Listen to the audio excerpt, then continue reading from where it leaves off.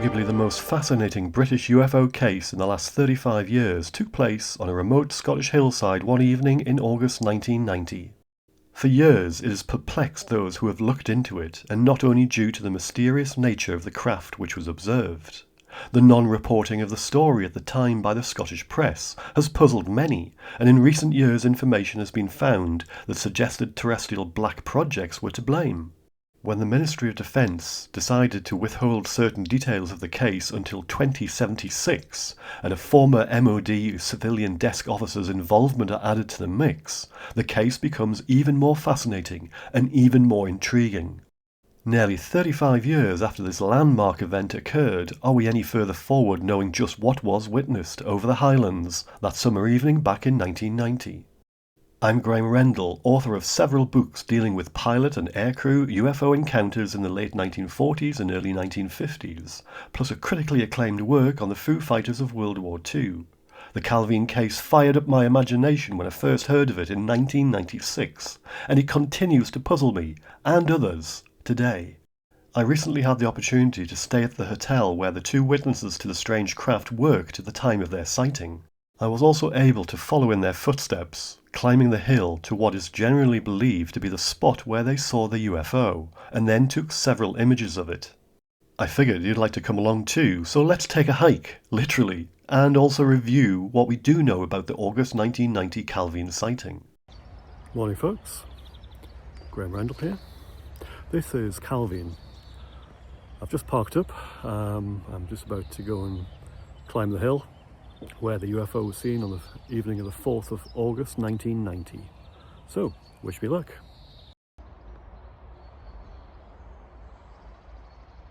That's the hill in the distance. At around 9 p.m. on the evening of Saturday, 4th of August 1990, two men on a hillside near Calvine, a small hamlet situated just off the main A9 road, some 35 miles northwest of Perth in Scotland, managed to take 6 colour photographs of a large diamond-shaped craft in the fading summer daylight. Astonished by its complete lack of movement, they watched as it hovered close to their position for some 10 minutes, only to then shoot upwards at relatively high speed and disappear. When providing their witness statement, the men also recalled seeing what they believed to be RAF jets making multiple low-level passes in the area at the same time.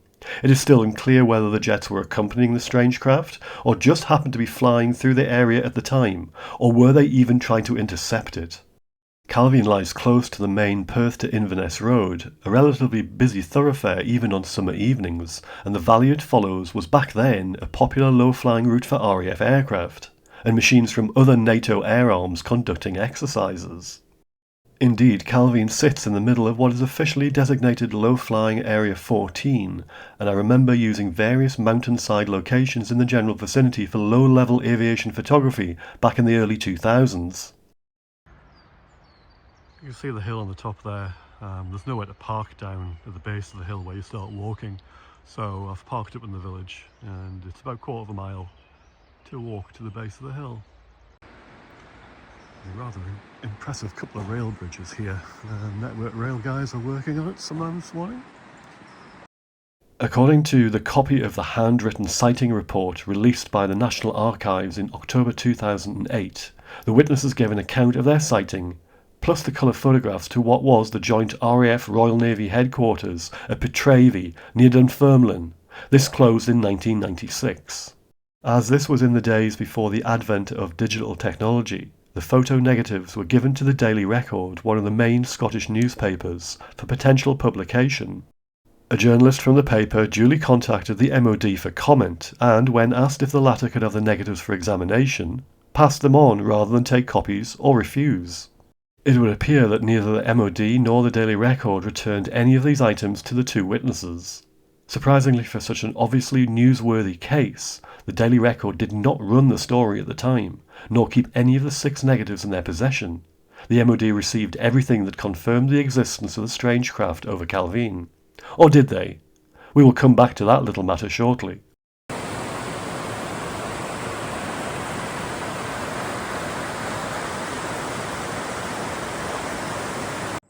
So, I'm at the base of the hill.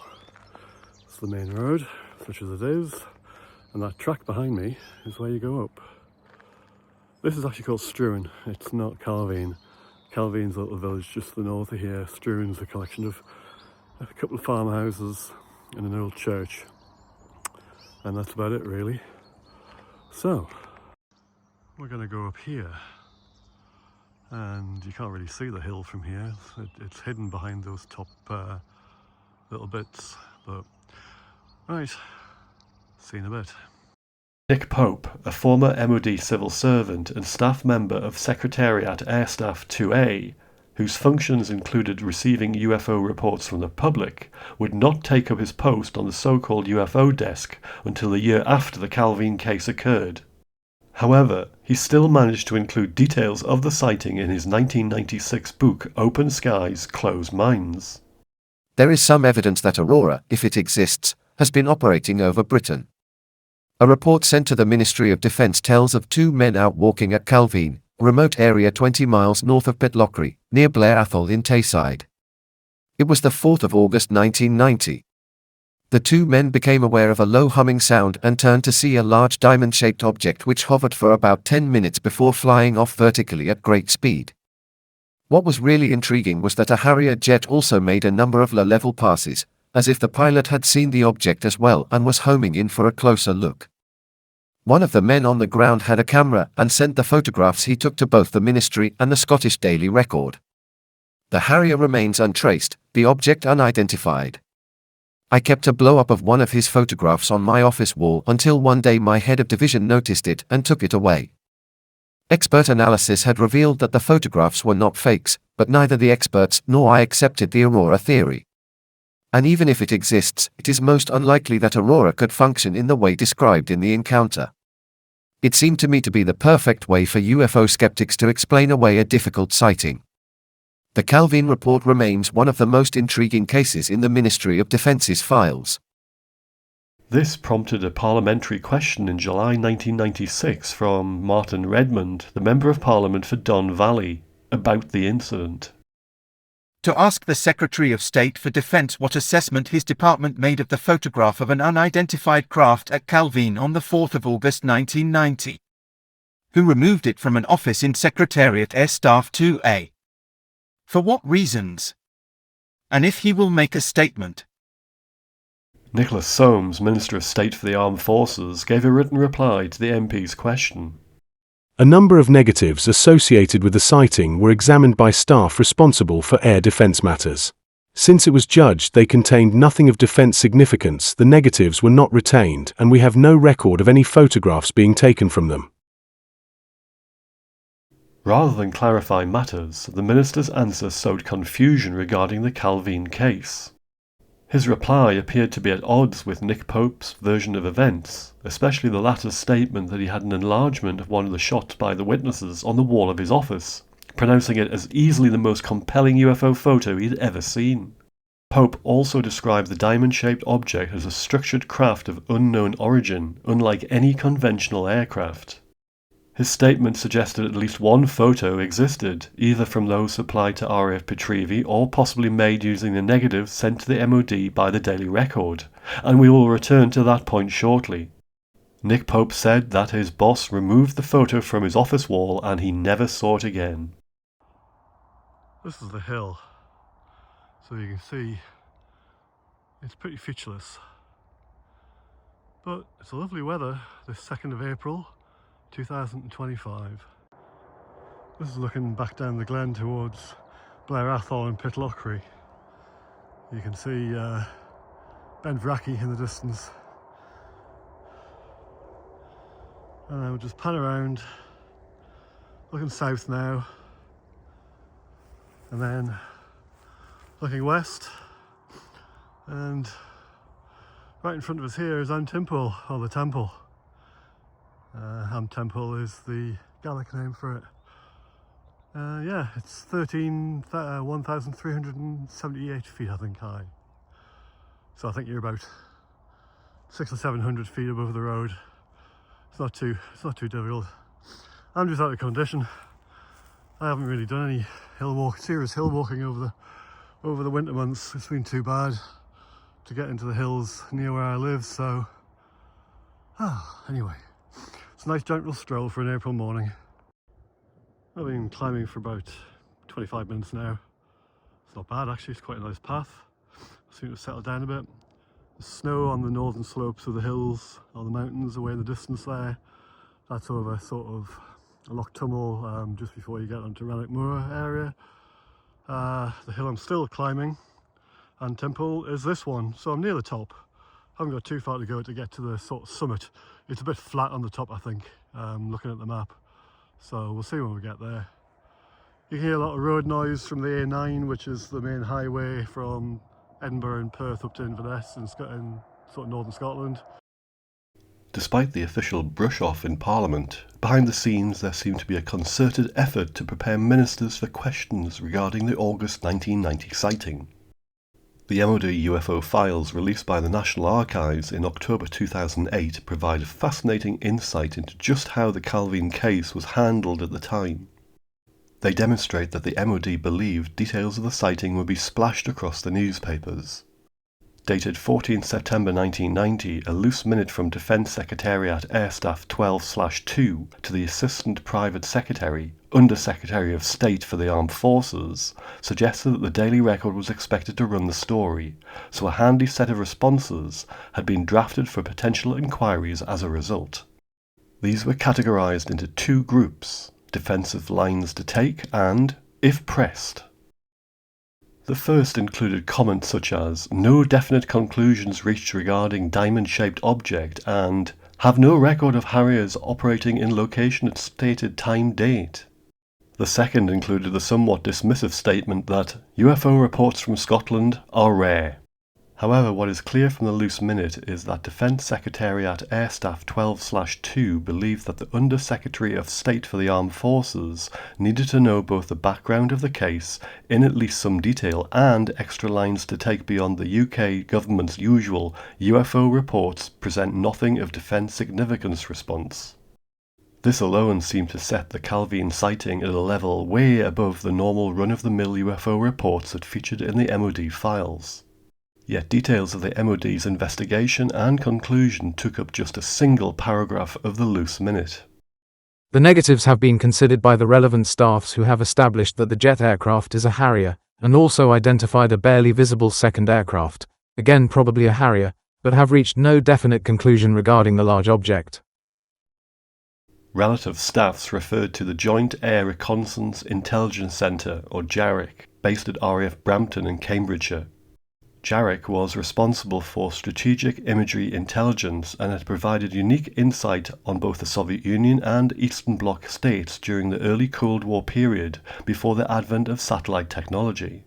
In 1996 it ceased to fall under operational control of the RAF when ownership passed to the Director General Intelligence and Geographic Requirements. JARIC now forms part of the Defence Intelligence Fusion Centre at RAF Whitton, due to its expanded role within the wider UK intelligence community. A copy of a Defence Intelligence Staff imagery tasking form, included within another batch of UFO files released in March 2009, sheds light on what appeared to be a sensitive subject when it was originally issued. 5 viewfoils, acetates for overhead projection, had been provided with a request for line drawings of object with size and dimension where possible. This is a retask of an original passed in September 90. Original negatives are not available. Listed under Essential Elements of Information, handwritten notes included task already discussed with Ops 4 Squadron and, since remit exists, official tasking would be in order, but sensitivity of material suggests very special handling. Suggest therefore an ad hoc on Defence Intelligence 55's IP 4005 with minimum handling by listed personnel. A response to the request was required by 13th February 1992. Buried away in the same batch of MOD UFO files released in March 2009 were a couple of very crude images showing a large diamond-shaped object as well as a single aircraft, which appeared to resemble a Harrier. According to Nick Pope, when interviewed by Andy McGrillen on That UFO podcast in October 2020, they were a couple of very poor black and white photocopies of an old line drawing of one of the photographs, which looked almost cartoonish.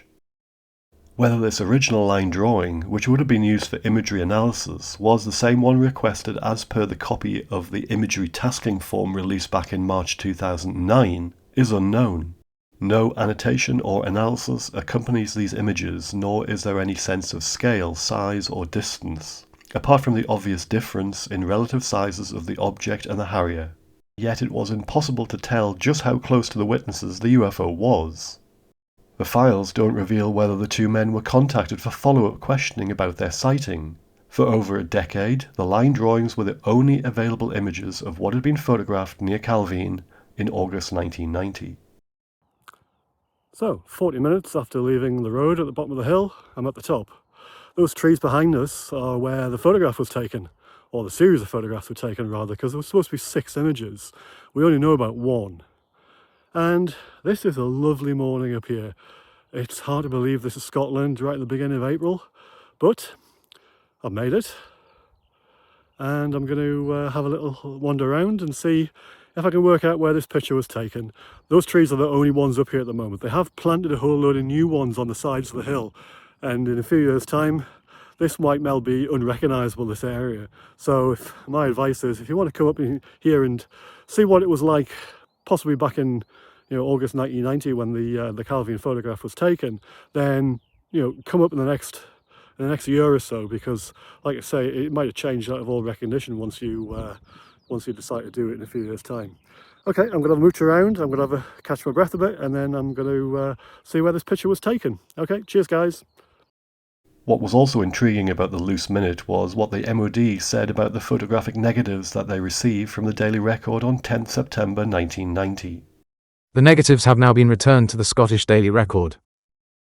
Informal approaches to staff working for the title at the time were largely met with failures to recall handling the negatives at all. Only the now deceased picture editor remembered the newspaper receiving them in the first place and then passing the items on to the MOD. A short article dated 10th October 2020 did acknowledge the Daily Record's brief involvement after the sighting occurred, but the piece dealt with the extension of the MOD's file release date and referenced the Daily Mirror as a source of the actual story. We'll return to that point in due course.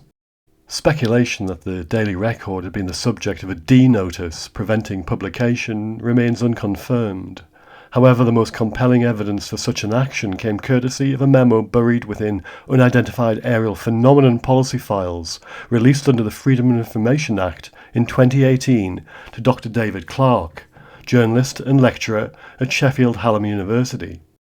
A UK restricted minute titled Wrap-Up of UAP Material, dated 22nd March 2000, included reference to slides, photographs and view graphs held by a reports library in the MOD archives.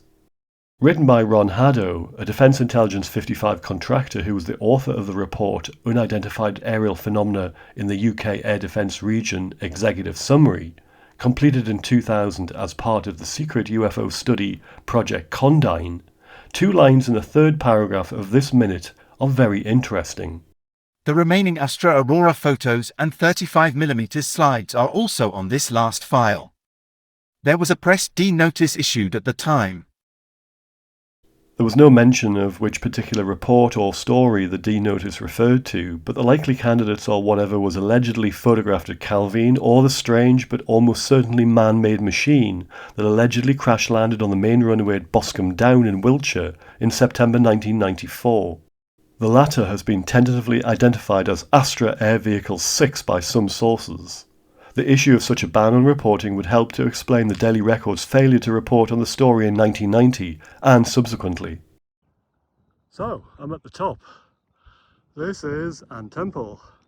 There's the Grampian Mountains, all the way in the background there. Looking out towards Cairngorm and what have you. There's a hell of a lot of snow away off to my left. This is looking back down towards Benvrackie and Blair Athol and Pitlochry in the distance there. And then if you go right round, the big one at the back there, I think that's Schiehallion. It's got a fairly distinctive cone shape. It might be a bit further over actually though. Loch Tummel's behind there. And those trees I've just panned past, they're the only trees on the top here. So I'll just swing back again. So I think it was down there on the right. It was that last tree on the right there. And there's a bit of a fence, just straggly little fence, wire fence there. And I know you can see kind of like the land goes up a bit and then down, and then it does actually pitch like quite steeply downwards after that. And because I'm sure the witness was actually crouching down or near the base of that tree next to the fence, and that's where it was taken. So the picture was actually taken slightly inclined upwards. So what I'm going to do is I'm going to go down there and I'm going to see if I can recreate it. Further details regarding the Calvine sighting were included in the wrap-up of UAP Material Minute released to Dr. David Clark under the Freedom of Information Act. Ron Haddo had access to the MOD archive holding UAP reports, describing what had happened to some of them. Selected VU-graphs, though insufficient for an up-to-date final presentation, with some 35mm slides, have been placed on the above remaining file, together with a sample of the last 3 UAP reports. The 3 reports were not named, but mention of a remaining file suggested at first glance that information on the Calvine sighting may have been contained within it.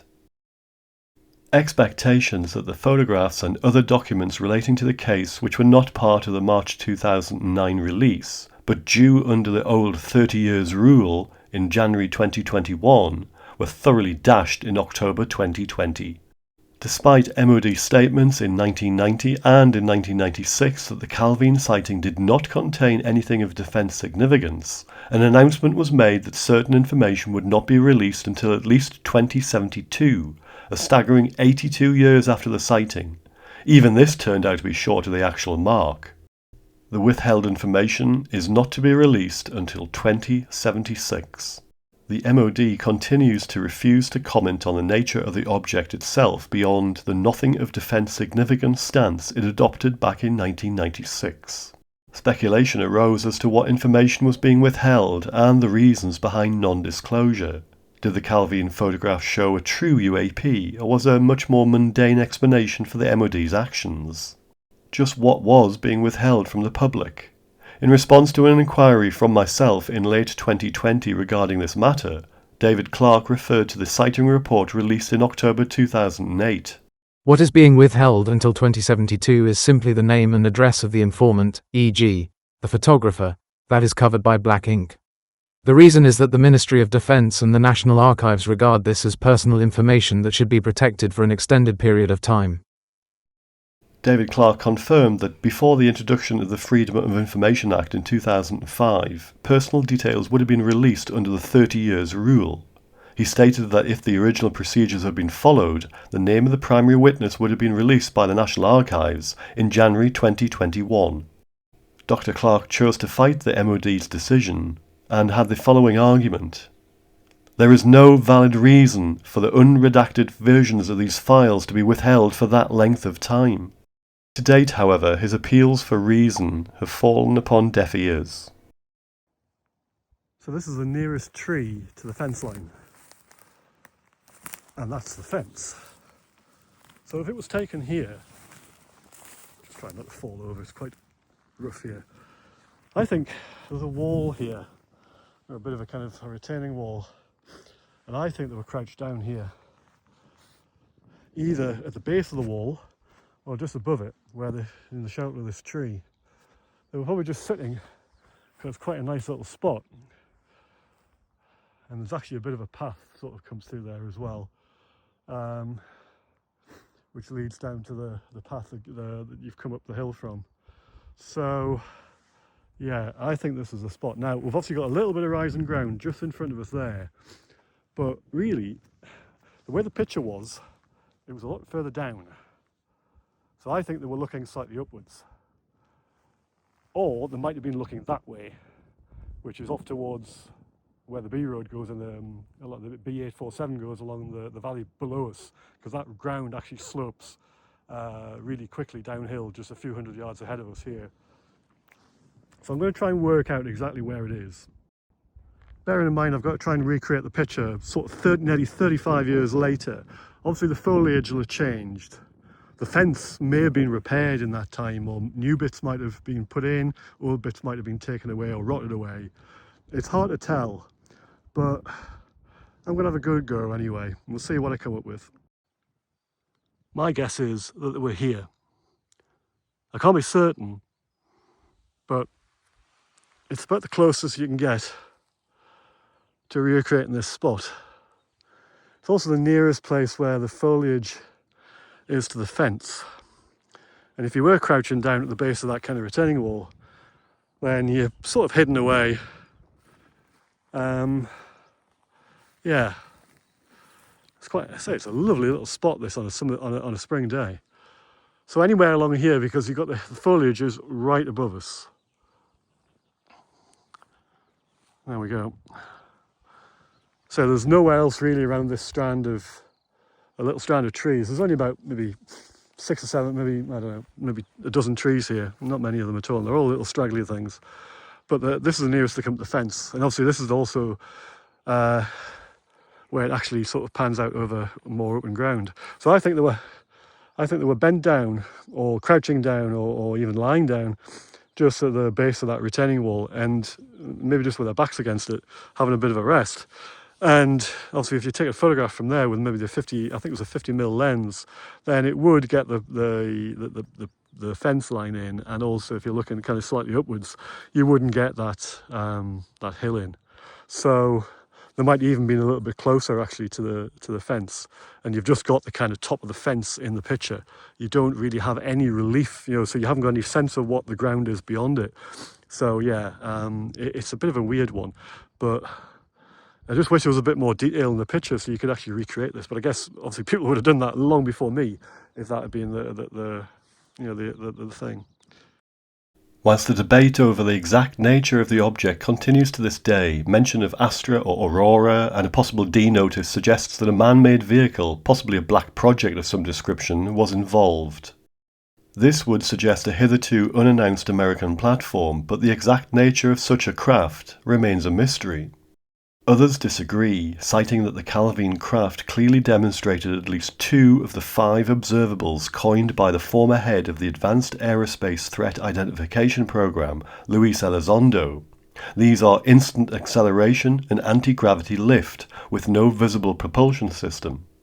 Although the loose minute titled Defensive Lines to Take mentioned a Harrier aircraft featuring on at least one of the images received by the MOD, tracking down which unit or even which air force it belonged to has presented something of a challenge. Notes accompanying the Defence Intelligence Staff imagery tasking form stated that the task had already been discussed with Ops 4 Squadron. Inquiries must have been conducted at the time the sighting was reported to determine whether any RAF Harrier or Fleet Air Arm Sea Harrier aircraft were operating in the Calvine area at the time and date specified. According to the Defensive Lines to Take minute, no records of such jets had been located. Searches would have included looking at bookings made for LFA-14 low-level flying slots for the day in question, which were controlled by the Low Flying Operations Squadron based at RAF West Drayton near London. However, in practice these records were probably not 100% complete. The mention of 4 squadron operations appears to confirm that inquiries about the object were made with at least one unit operating the Harrier ground attack jet. This squadron was based at RAF Gütersloh in Germany at the time and equipped with Harrier GR3s, but was on the point of converting to the new GR7 variant. Several pilots from the unit were undergoing conversion training in Surrey and Arizona at that time. Some of the remaining No. 4 Squadron Harrier GR3s may have returned to Britain for exercises and low-flying training in September 1990 due to a complete ban on the latter being in force in Germany at the time. However, this was a month after the sighting at Calvine occurred. I personally checked the operations record books for the various frontline squadrons operating the Harrier at the time of the sighting, namely No. 1, No. 3 and No. 4 squadrons, at the National Archives in October 2021, but found no reference to any aircraft that might have been flying over Scotland on the day of the incident, let alone the Calvine area. However, if the Calvine object had been a secret military aircraft, possibly either British or American, then No. 4 Squadron may not have been the best unit to contact. In 1990, the Strike Attack Operational Evaluation Unit, or SAOEU, was based at RAF Boscombe Down in Wiltshire and operated a number of Harrier GR5 aircraft in weapons and avionics trials. SAOEU also had a special projects team, but it was responsible for engineering procedures regarding modifications to existing aircraft types. If the object was undergoing some sort of test flight, it is possible that one or more SAOEU Harrier GR5s were accompanying it that evening in August 1990. Yet a subsequent check of the relevant file in the National Archives found nothing to suggest that any of the unit's aircraft were in Scotland that month. And in any case, the outline shape of the Harrier in the line drawing resembled a GR3 variant more than the later and more bulky GR5. There is one further possibility. The Harrier was American. Back in 1990, the US Marine Corps operated the AV-8B version of this aircraft, built by McDonnell Douglas. These operated from the US Navy's Tarawa-class landing helicopter assault carriers, known as LHAs. In August 1990, the only one deployed to the Atlantic Ocean was USS Saipan, LHA-2. That month she was off Liberia supporting the evacuation of US Embassy staff from that country.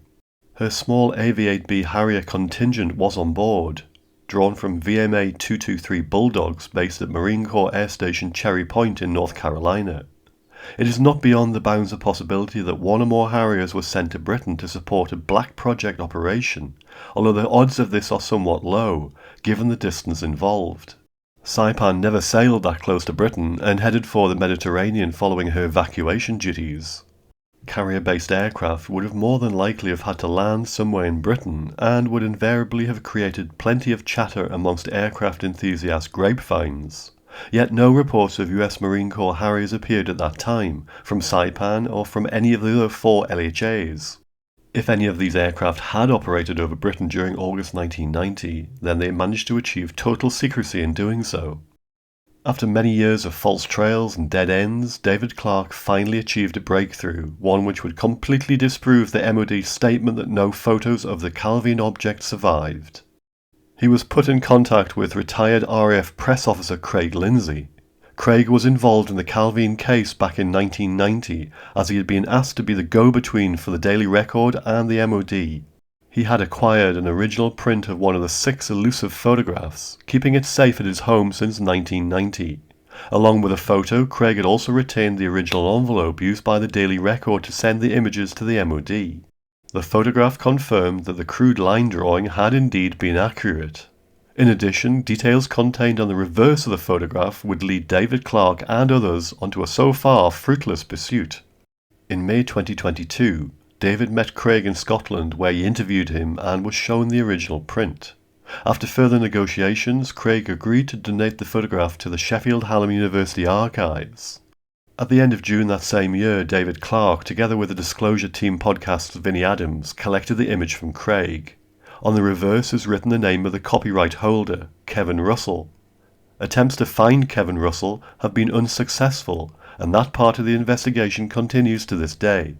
In August 1990, Kevin Russell was thought to be a porter at the Pitlochry Hydro Hotel, the place where I stayed whilst visiting the hill he took his UFO photograph from.